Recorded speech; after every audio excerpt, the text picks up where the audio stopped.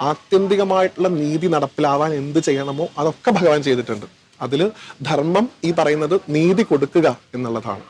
പാണ്ഡവരുടെ ഗുരുവാണ് ഈ പറയുന്ന ദ്രോണർ എന്ന് പറയുന്ന വ്യക്തി.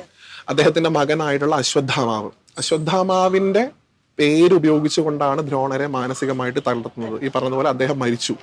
അപ്പം ഈ പെട്ടെന്ന് പറയുകയാണ്, പാണ്ഡവരുടെ ഈ കൂട്ടായ്മയിൽ നിന്ന് പെട്ടെന്നൊരു വോയിസ് വരുന്നു, അശ്വത്ഥാമാവ് മരിച്ചു എന്ന് പറയുമ്പോൾ തന്നെ ദ്രോണർക്ക് ഒരു കൂസവുമില്ല. കാരണം അദ്ദേഹത്തിന് അറിയാം ഇദ്ദേഹത്തെ മഹാരഥന്മാരിൽപ്പെട്ട ഒരാളാണ് അശ്വത്ഥാമാവ്, അദ്ദേഹത്തെ പെട്ടെന്ന് വധിക്കാൻ സാധിക്കില്ല. അപ്പൊ അദ്ദേഹം എങ്ങനെ മരിച്ചു? അദ്ദേഹം മരിക്കാൻ യാതൊരു ചാൻസും ഇല്ല. എങ്കിലും ഈ ഘോഷം കണ്ട് അദ്ദേഹം ധർമ്മപുത്രനോടാണ് ചോദിക്കുന്നത്, നീ പറഞ്ഞാൽ ഞാൻ വിശ്വസിക്കാം, കാരണം നീ ധർമ്മം മാത്രമേ പറയുള്ളൂ. അല്ലെ, യമന്റെ പുത്രനാണ്. ധർമ്മം അനുശാസിക്കുന്ന ഏറ്റവും വലിയ ദേവത ആരാണോ അതിന്റെ പുത്രനാണ്. നീ നുണ പറയില്ല എന്ന് എനിക്കറിയാം, നീ പറ അശ്വത്ഥാമാവ് മരിച്ചോ.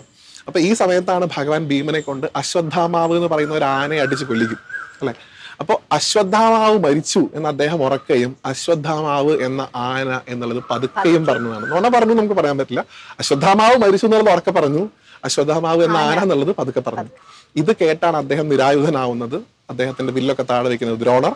ആ സമയത്താണ് ദൃഷ്ടദ്യുമ്നൻ എന്ന് പറയുന്ന അദ്ദേഹത്തെ കൊല്ലാൻ വേണ്ടി ജനിച്ച ഒരാളുണ്ട്. ഇവരുടെയൊക്കെ അച്ഛനുണ്ട്, ഈ ദ്രൗപദിയുടെയും അതുപോലെ തന്നെ ദൃഷ്ടദ്യുമ്നന്റെ അച്ഛനായിട്ടുള്ള ദ്രുപദൻ.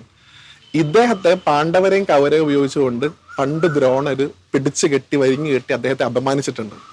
ആ സമയത്ത് ദ്രൗപദിയുടെ അച്ഛനായിട്ടുള്ള ഈ ദ്രുപദൻ ഒരു യാഗം നടത്തും. അദ്ദേഹത്തിന്റെ യാഗത്തിന്റെ ഒരേ ഒരു ലക്ഷ്യമുള്ളൂ, ദ്രോണരെ കൊല്ലാൻ ഒരു മോൻ വേണം. അല്ലെ, അങ്ങനെയാണ് യാഗാഗ്നിയിൽ നിന്ന് ദ്രൗപദിയും അതുപോലെ തന്നെ ദൃഷ്ടദ്യുമ്നും ഉണ്ടാവുന്നത്. അദ്ദേഹമാണ് ഈ സമയത്ത് പോയിട്ട് വധിക്കുന്നത്.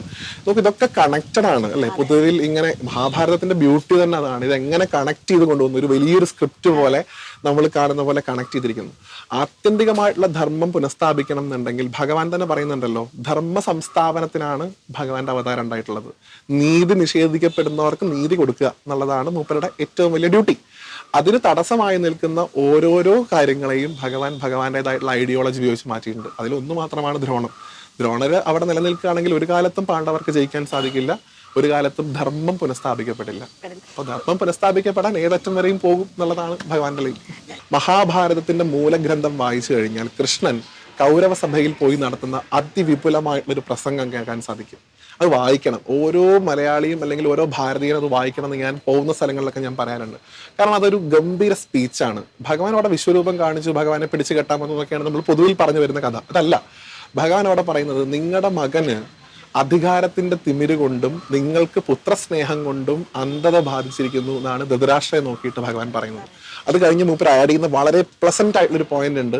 ഇപ്പൊ വേണമെങ്കിൽ നിങ്ങൾക്ക് നിങ്ങളുടെ മകനെ നിയന്ത്രിക്കാം, വേണമെങ്കിൽ അവനെ പിടിച്ച് കൽത്തുറുങ്കിൽ അടയ്ക്കാം, അവന്റെ സ്വഭാവം ഭാവിയിലെങ്കിലും നന്നാവും. ഇല്ലെങ്കിൽ ഇത് തുടർന്ന് വെക്കുകയാണെങ്കിൽ അങ്ങേക്ക് എന്റെ അവസ്ഥ വരും എന്നാണ് കൃഷ്ണൻ പറയുന്നത്. എന്താണ് എന്റെ അവസ്ഥ എന്നുകൊണ്ട് ഭഗവാൻ ഉദ്ദേശിക്കുന്നത്? ധർമ്മത്തിന് വേണ്ടി സ്വന്തം അമ്മാവനെ വധിക്കേണ്ടി വന്നവനാണ് ഞാൻ എന്നാണ് അവിടെ പറയുന്നത്. അതായത് എനിക്കറിയാം എന്റെ അമ്മയുടെ ചേട്ടനാണ്, അദ്ദേഹത്തെ എനിക്ക് കൊല്ലേണ്ടി വന്നു. എന്തിന്? ധർമ്മം പുനഃസ്ഥാപിക്കാൻ വേണ്ടിയിട്ട്. അതുകൊണ്ട് ഇപ്പോഴെങ്കിലും നിയന്ത്രിച്ചാൽ അങ്ങേക്ക് എന്റെ അവസ്ഥ വരില്ല എന്ന് പറയുന്ന ഒരു കൃഷ്ണനെ നമുക്ക് എവിടെ കാണാൻ പറ്റും? മഹാഭാരതം കാണാം. ഈ കൃഷ്ണൻ നമ്മൾ എവിടെയും പ്രസന്റ് ചെയ്യില്ല, ഈ കൃഷ്ണൻ നമ്മൾ എവിടെയും പോർട്രേറ്റ് ചെയ്യില്ല. നമ്മൾ ഈ പറയുന്ന ഈ സോ കോൾഡ് ട്രിക്കുകൾ ഉപയോഗിച്ച് പാണ്ഡവരെ ഹെൽപ്പ് ചെയ്തു എന്ന് പറയുന്ന കൃഷ്ണനെ മാത്രമേ നമ്മൾ പറയുള്ളൂ. ഭഗവാനാണ് ഏറ്റവും കൂടുതൽ യുദ്ധം ഒഴിവാക്കാൻ ശ്രമിച്ചിട്ടുള്ള വ്യക്തി.